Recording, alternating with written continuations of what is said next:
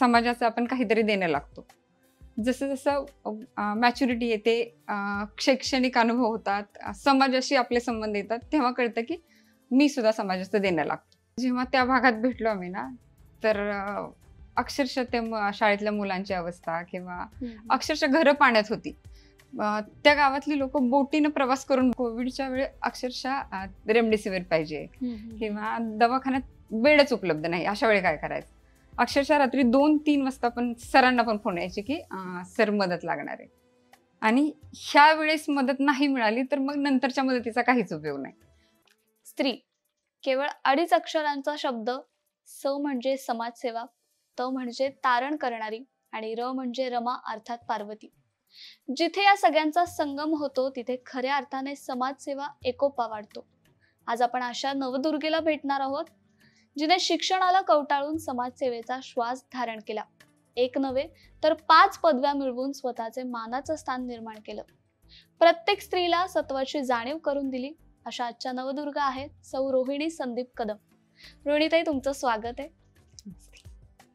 सर्वात पहिला प्रश्न, तुमच्या कुटुंबामध्ये तुमचे वडील उच्च शिक्षित आहेत, तुमचे यजमानही उच्च शिक्षित आहेत, तर तुमच्याकडेही 5 पदव्या आहेत, पण तुम्हाला असं बाहेर परदेशात जाऊन शिक्षण घेणं किंवा ती कल्पना का नाही वाटली? इथे महाराष्ट्रात राहण्याचा निर्णय तुम्ही का घेतला? पहिले तर माझा जन्म आहे सातारा जिल्ह्यातील राऊतवाडी या छोट्याशा खेडेगावातला. सातारा जिल्ह्याला ऐतिहासिक पार्श्वभूमी आहे, शिवाय स्वातंत्र्यात साताऱ्याचं योगदान खूप मोठं आहे. महाराष्ट्राचे पहिले मुख्यमंत्री यशवंतराव चव्हाण साताऱ्याचेच आहेत. शिवाय भारताकडून जगाला मिळालेली शून्यापासून ते विश्वनिर्मितीची देणगी जी कनाडांनी दिली आहे, हे सगळं आपल्या भारतातच होतंय. आणि शिवाय अष्टविनायकातलं पहिलं आहे मोरगाव. त्या मोरगावचे राहणारे संदीप कदम माझे हजबंड आहेत. त्यांच्याकडूनच मला हे वारसा मिळाला की आपण इथून पुढे काम करायचं. दॅट्स वाय की इंडिया नाही सोडत, आपण महाराष्ट्रात राहून, साताऱ्यात राहून, पुण्यात राहून इथं काम करायचं. असा कोणता प्रसंग होता जेणेकरून तुम्हाला समाज कार्यात यावंसं वाटलं? इतकं शिक्षण झालंय तुमचं, पण कुठलीही नोकरी न करता तुम्हाला समाजसेवेसाठी प्रेरणा कुठून मिळाली? नाही, कोणतीही गोष्ट अचानकपणे आणि ठरवून नाही होत. अपब्रिंगिंग किंवा जडणघडणच शिक्षकाच्या घरात झाली. माझे वडील शिक्षक आहेत, तर त्यांच्याकडून सांगितलं जातं की अरे, समाजाचं आपण काहीतरी देणं लागतो. जसं जसं मॅच्युरिटी येते, शैक्षणिक अनुभव होतात, समाजाशी आपले संबंध येतात, तेव्हा कळतं की मी सुद्धा समाजाचं देणं लागतो. 2016 साली आम्ही SMK फाउंडेशन नावाची संस्था स्थापन केली. SMK फाउंडेशनचं नाव म्हणजेच असं की शंकरराव महादेवराव कदम फाउंडेशन. ते माझ्या सासऱ्यांच्या नावानं आम्ही चालू केलं. जेव्हा संस्था चालू झाली तर सुरुवातीचं मोठे होतं आमचं की एक स्कूल चालू करतो आपण त्याच्यातून. माझी स्वतःची मुलं ICSE बोर्डला आहेत, तर ICSE बोर्डचे फीज किंवा ते स्ट्रक्चर सगळं बघता समाजातील तळागाळातील मुलांना क्वालिटी एज्युकेशन मिळावं म्हणून आपण शिक्षण संस्था चालू केली. त्याच्यातून primary section, pre primary section, आता जवळजवळ ज्युनियर कॉलेजपर्यंतची आपल्याला मान्यता मिळाली आहे. तर ते शाळा पहिलं काम चालू होतं. 2019 साली जेव्हा हे शाळेचं काम चालू असतानाच सांगलीमध्ये पूर आलेला, अंकलखोपमध्ये जवळजवळ 98% गाव अख्खं पाण्याखाली बुडालेलं. तर त्या भागात जाऊन आम्ही मुलांना शैक्षणिक साहित्य, जीवनावश्यक वस्तू वगैरे पुरवल्या.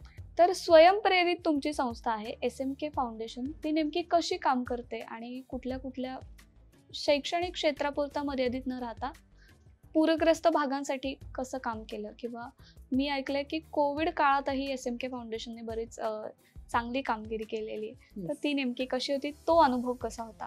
नाही, मी ह्याच्या आधी मागचा क्वेश्चन थोडासा रेफरन्स घेते त्याच्यात होतं की सुरुवात कशी झाली. तर जेव्हा त्या भागात भेटलो आम्ही ना, तर अक्षरशः ते शाळेतल्या मुलांची अवस्था किंवा अक्षरशः घरं पाण्यात होती. त्या गावातली लोक बोटीनं प्रवास करून बाहेर आलेत. तिथले सगळं सामान सगळं ओलं. त्याच्यातून वाटतं की अरे, ही तर गरज आहे आपली, ह्या कामाची गरज आहे. तिथून सुरुवात झाली. मग तिथून पुढे तर खूप जास्त कळायला लागले की अरे, आवाका खूप मोठा आहे. मग त्याच्यानंतर कोविड आला. तर कोविडच्या वेळी अक्षरशः रेमडेसिवीर पाहिजे किंवा दवाखान्यात बेडच उपलब्ध नाही, अशा वेळी काय करायचं. अक्षरशः रात्री 2-3 वाजता पण सरांना पण फोन यायचे की सर मदत लागणार आहे. आणि ह्या वेळेस मदत नाही मिळाली तर मग नंतरच्या मदतीचा काहीच उपयोग नाही. म्हणून कोविडच्या काळात पण आपण खूप जास्त मदत केली. त्याच्यानंतर SMK फाउंडेशन काम करतं जलसिंचनचं काम केलं आम्ही. एक मोरगावला प्रोजेक्ट होता. मोरगावमध्ये म्हणजे पुरंदर उपसा जलसिंचन आहे. जोगवडी ते खटकळ ओढा जवळजवळ 4 किलोमीटरच्या अंतराचं ती पाईपलाईन आहे. आणि ते काम हार्डली सव्वा महिना ते 1.5 महिन्याच्या स्पॅनमध्ये कंप्लीट केलं. त्याच्यासाठी सिरम कंपनीनं पण आम्हाला खूप छान सपोर्ट केला. जवळजवळ 1,32,00,000 त्यांनी आम्हाला निधी उपलब्ध करून दिला. आणि मग फक्त शैक्षणिक झालं, पूरग्रस्त झालं, पण जलउपसा सिंचन मग त्याच्यामुळे त्याचा परिणाम आजूबाजूच्या गावांवरती किंवा त्याचा सकारात्मक परिणाम कशा पद्धतीने झाला? मोरगावमध्ये असं बरंच क्षेत्र म्हणण्यापेक्षा डॉट फिगर 450 जवळजवळ 450 हेक्टर क्षेत्र ह्या पाईपलाईनमुळे किंवा ह्या जलसिंचन योजनेमुळे ओलिताखाली आलंय. त्याच्यामुळे आत्ताची पिढी नाही, पुढच्या 7 पिढ्यांचा उद्धार होईल असं ते काम आहे, असं आम्हाला तरी वाटतं. नक्कीच ही खूप प्रशंसनीय कामगिरी आहे. बरं, या व्यतिरिक्त आणखी कुठल्या कुठल्या क्षेत्रामध्ये SMK फाउंडेशन कार्यरत आहे, किंवा आपण असं म्हणूया की संस्थेचा नेमका उद्देश काय, पुढची वाटचाल, पुढची दिशा कशी असेल? माझं सासर आहे मोरगाव. तर मोरगाव हे रुरल पण नाही आणि अर्बन पण नाही, सेमी अर्बन मध्ये येतं. म्हणजे पूर्ण फॅसिलिटी पण तिथं आहेत असं पण नाही आणि काहीच नाही असं पण नाही. मग त्या भागात एखादं ग्रंथालय चांगलं पाहिजे किंवा स्पर्धा परीक्षा सेंटर पाहिजे. मराठी भाषेचा जसा लोकांचा कॉन्फिडन्स आहे तोच जर इंग्लिशमध्ये पण प्रभावीपणे त्यांना जर व्यक्त होता आलं तर ती मुलं डेफिनेटली म्हणजे आउटस्टँडिंगच राहतील. तर त्याच्यासाठी पण आम्ही प्रयत्न करतोय. शिवाय त्या भागात रोजगाराची संधी उपलब्ध करून देण्यासाठीचा पण आपला मानस आहे.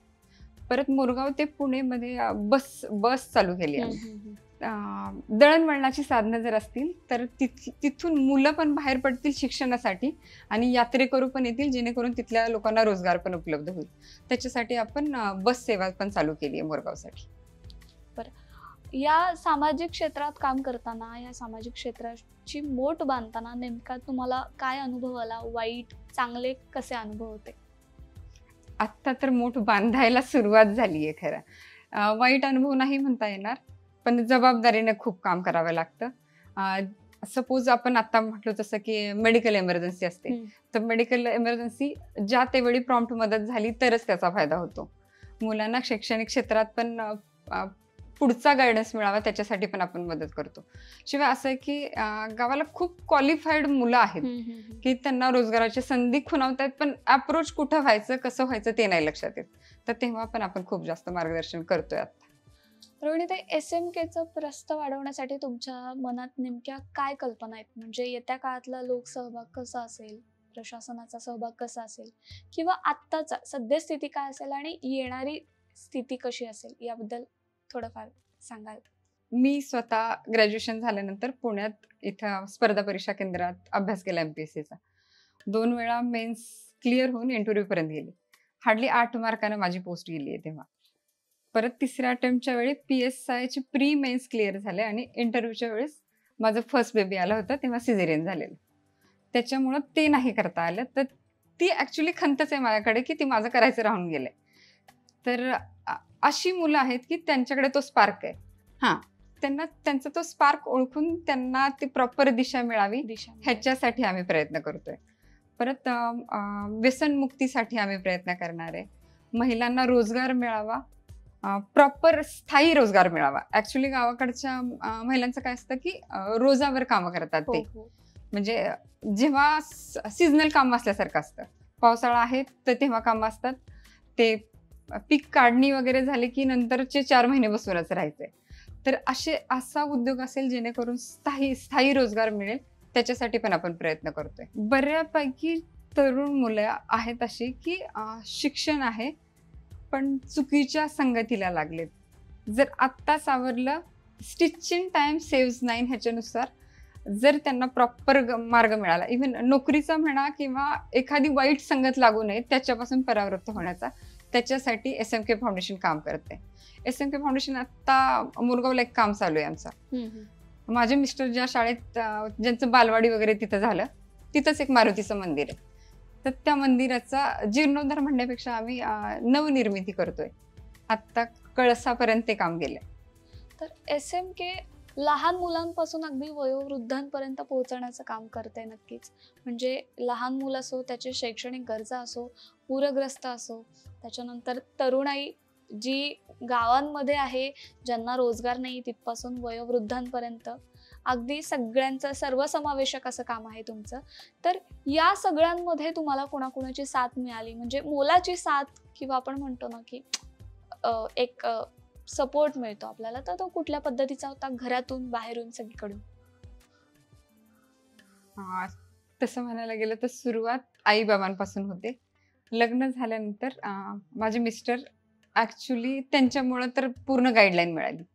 पण सासऱ्यांचं म्हणणं होतं, सासरे शंकरराव महादेवराव कदम, ते पाटकरी म्हणून इरिगेशन डिपार्टमध्ये काम केलं.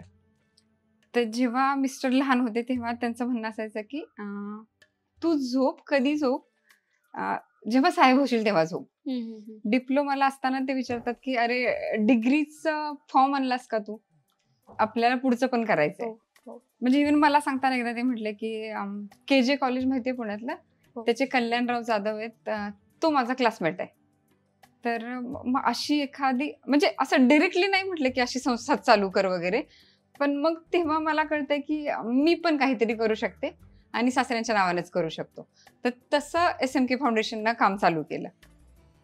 मग आई वडील, सासरे, माझी गाईडलाईन म्हणजे माझे मिस्टर, आणि मोरगावमधले किंवा आत्ता जे माझ्या सोबत आहे माझा सगळा स्टाफ, त्यांची साथ मला 24/7 आहे. आणि त्यांच्या सहभागात शिवाय हे काहीच होऊ शकत नाही.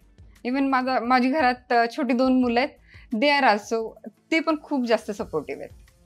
रोहिणीताई, नक्कीच तुमच्या या सगळ्या मोठ्या व्याप्तीमध्ये तुमच्या जवळच्यांची, काही आजूबाजूच्या लोकांची तुम्हाला मोलाची साथ मिळाली. तर या सगळ्यांसाठी एक वाक्य काय असेल? सर्वात आधी वडिलांसाठी काय सांगाल? प्रेरणास्थान. आणि त्याच्यानंतर तुमचे यजमान जे आहेत, ज्यांनी तुम्हाला इथपर्यंत वेळोवेळी एक भक्कम खांदा किंवा भक्कम असा सपोर्ट केलेला आहे, त्यांच्यासाठी दिशादर्शक आणि गाईड. समाजकार्यासाठी काय सांगाल तुम्ही? आता जे समाजकार्य करताय त्याच्यासाठी काय सांगाल? आमच्यासाठी ही निरंतर चालणारी प्रक्रिया असेल. येत्या काळात किंवा आत्ता तुमचं काय स्वप्न आहे? येत्या काळात काय करायला हवं आपण? SMK फाउंडेशनच्या माध्यमातून तळागाळापर्यंत, गरजू लोकांपर्यंत जाण्याचा आमचा मानस आहे. आणि त्याच्यानंतर अशी एखादी गोष्ट ज्याची तुम्हाला खंत वाटते, किंवा ही कृती आयुष्यात, आपल्याला आयुष्यात हे करायचं होतं आणि हे राहून गेलं, अशी कोणती गोष्ट आहे ज्याची खंत वाटते तुम्हाला? नाही, ही खंत सुरुवातीला वाटली होती की MPSC करताना 2 वेळा इंटरव्ह्यू पर्यंत जातो आपण, तिथं थांबलो आपण. पण आता रथाची 2 चाकं पॅरलली चालतात, तसं माझे मिस्टर आहेत, ते गट अधिकारी आहेत महानगरपालिकेमध्ये. म्हणजे प्रशासनाची बाजू ते सांभाळतायत. तर दुसरी बाजू आहे समाजाची किंवा सामाजिक बांधिलकीची, ती सांभाळते मी. त्यामुळे खंत तशी काहीच नाही म्हणता येत. रोहिणीताई, तुमचं कार्य नक्कीच प्रेरणा आहे आजच्या स्त्रीसाठी. म्हणजे कुठल्याही गोष्टीला खचून न जाता किंवा सगळ्यांना सोबत घेऊन जे तुम्ही काम करताय ते नक्कीच प्रशंसनीय आहे. तर आजच्या स्त्रीसाठी तुम्ही कोणता संदेश द्याल, आणि त्याहूनही आजच्या पुरुषासाठी तुमच्याकडून काय संदेश असेल? तसं बघायला गेलं तर एक गाणं आहे की कोमल है कमजोर नहीं तू, शक्ती का नाम ही नारी है.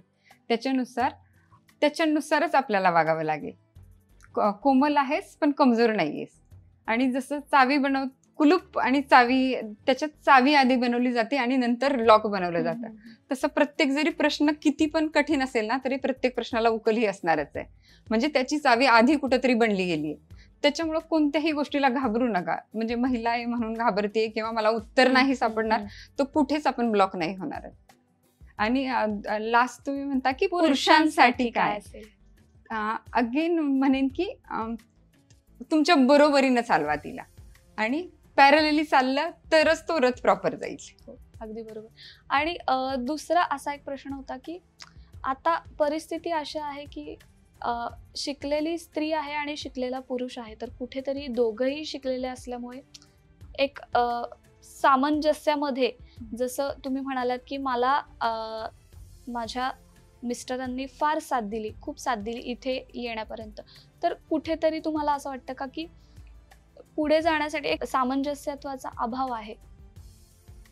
शिक्षण जरी सेम असेल तरी आपण एका रथाची दोन चाकं आहेत असं म्हणतो. तर त्याच्यासाठी म्युच्युअल अंडरस्टँडिंगच पाहिजे. इवन दोघांच्यात जर शेअरिंग प्रॉपर असेल, इवन थॉट्स वैचारिक देवाणघेवाण तुमची प्रॉपर असेल, इवन भावनांची देवाणघेवाण प्रॉपर असेल, तरच कोणतंही काम सक्सेसफुल होईल. रोहिणीताई, SMK इतकं छान काम करते, अगदी लहानातल्या लहान घटकापासून वयोवृद्धापर्यंत काम करते, म्हणजे समाजाप्रती योगदान खूप मोठं आहे SMKचं. तुम्ही लोकांना काय सांगाल की SMK साठी तुमच्या अपेक्षा काय आहेत लोकांकडून? संदीप कदमजी सर, आता मी मगाशी म्हटल्याप्रमाणे की महानगरपालिकेमध्ये गट अधिकारी आहेत. हो. तर त्यांचं व्यवस्थापन कौशल्य, नियोजन कौशल्य, त्याच्यामुळं कामाचा उरक किंवा क्वालिटीचं काम असतं ते त्यांच्याकडून होतं. मग आता अशी आपली विजन आहे की मोरगाव टॉपला न्यायचं आहे आम्हाला, किंवा तिथं जे दुर्बल घटक आहे किंवा जिथं गरज आहे तिथं आम्हाला पोचायचं आहे. तर त्याच्यासाठी आम्हाला असं एक्सपेक्ट आहे की लोकांचा सहभाग यायला पाहिजे तिथं. लोकांनी उत्स्फूर्तपणे ह्या हाताची कडी करून हो. किंवा सगळ्यांनी एकत्र येऊन ते काम करावं. चूल आणि मूल एवढंच स्त्रीचं काम मांडणाऱ्या समाजाला स्त्रीनं आज आपलं कर्तृत्व दाखवून दिले. आई, बहीण आणि बायको या रूपात दिसणाऱ्या स्त्रीनं आज उत्तुंग झेप घेतली. कुटुंब सूत्र एकत्र बांधण्यात स्त्री महत्वाची घटक आहे. स्त्रीचं मार्द, तिचं वात्सल्य ही तिची बलस्थान आहेत. याच बळावर आज संसारासोबत आज अनेक जबाबदाऱ्या ती पेलताना दिसतीये. नक्कीच रोहिणीताई, तुम्ही जे काम करताय ते आमच्या सगळ्यांसाठी खूप प्रेरणा देणार आहे. सकाळच्या डिजिटल प्लॅटफॉर्मवर आल्याबद्दल तुमचे खूप खूप आभार. आणि तुम्हाला आणि SMKला आमच्याकडून शुभेच्छा. Thank you so much. धन्यवाद. महाराष्ट्रातील सर्व बातम्यांचे विश्वासार्ह व्यासपीठ. सकाळच्या सर्व सोशल मीडिया प्लॅटफॉर्मला लाईक, फॉलो आणि सबस्क्राईब करा. तसंच सर्व नोटिफिकेशनसाठी बेल आयकॉन प्रेस करायला विसरू नका.